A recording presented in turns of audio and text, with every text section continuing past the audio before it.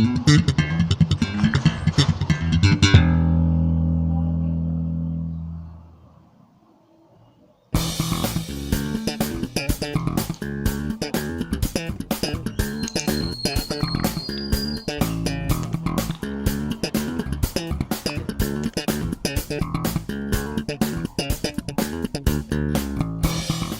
again, Mark here from TalkingBass.net. This week I'm going to be looking at one of the coolest slap bass lines out there, the main slap riff from the tune Mr. Pink by Level 42, which is obviously played by Mark King.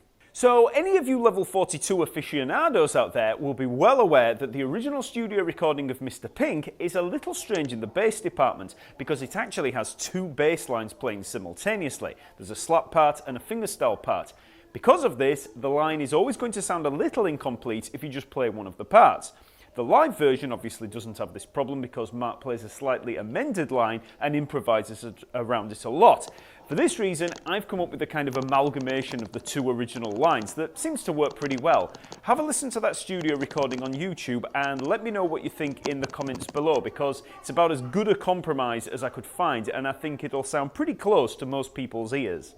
Okay, so I'm going to break this riff up into two separate parts. Part 1 sounds like this.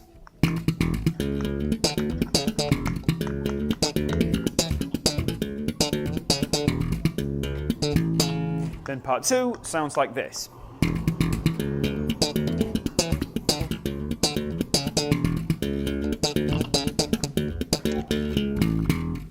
Both of these parts share a lot of common ground, so once you've got part 1 down, part 2 will seem a lot easier to learn.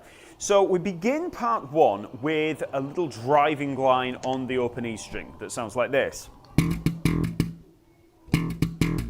Okay, so if you've learned any Mark King lines before, then this, you'll know how to do this. This is very, very common in a lot of his lines, gives you that real driving kind of locomotive kind of sound. So we've got the open E string, then we have the little flappy hand there, the muted palm slap, and then we leave the hand there and we just slap muted notes. So I'll break that down a little bit more. Now, if you've seen any of my other slap lessons, you'll know that I talk about the home position a lot. So the home position is where we're going to have that first finger laid over the A, D, and G strings lightly. We're not pressing down, we've just got it laid there, dead weight.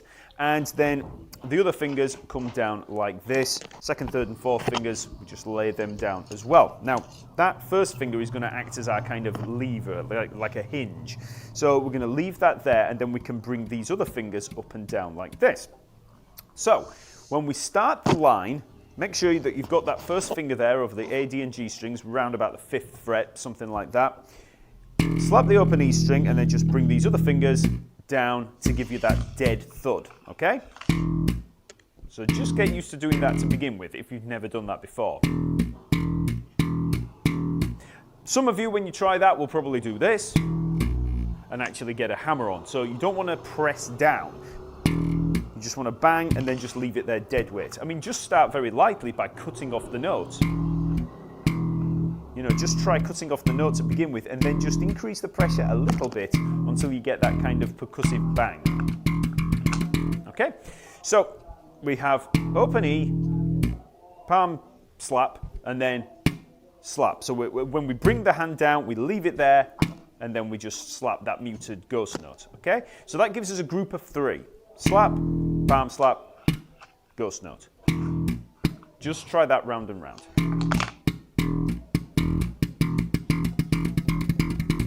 So once you've got that kind of motion down, a lot of slap lines, especially ones by Mark King, are going to seem a lot easier because a lot of those lines, you get that kind of motion.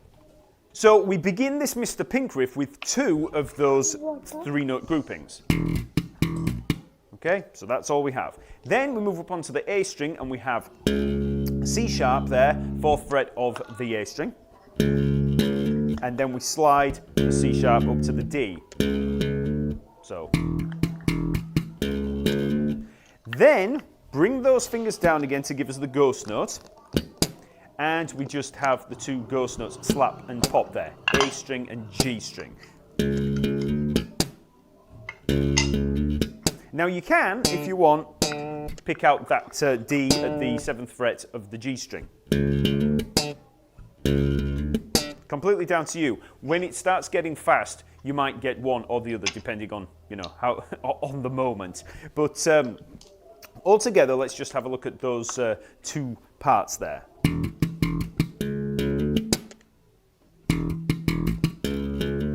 And that's with the note in there. So you want that first.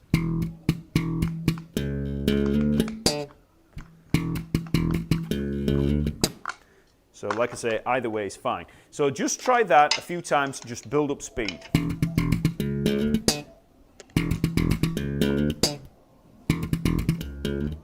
Okay, start out slow.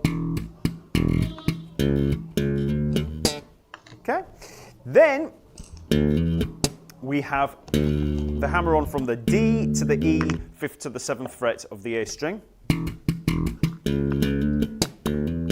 And then again, let the fingers hold down over there in home position, so we get the two ghost notes. That's where we're moving to the home position from a note.